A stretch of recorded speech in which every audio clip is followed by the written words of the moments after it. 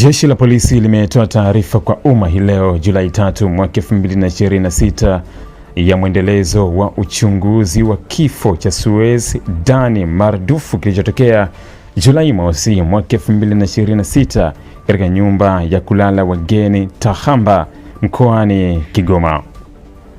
Hii leo Julai 3 mwaka 2026 mwili wa marehemu umefanywa uchunguzi wa kisayansi na madaktari bingwa kutoka hospitali ya Bugando, Geita, Dodoma na afisa mwandamizi kutoka maabara ya mkemia mkuu wa serikali mbele ya viongozi wa Chama cha Demokrasia na Maendeleo Chadema na ndugu wa marehemu.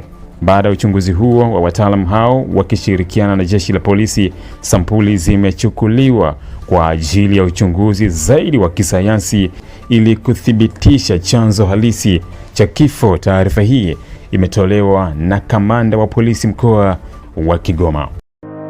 Ili kuwa mwanafamilia bora wa Global TV, usisahau kusubscribe, like, kushare na kucomment. Baada ya kusubscribe, bonyeza alama ya kengele ili kupata taarifa kwa kila video inayopanda Global TV Online.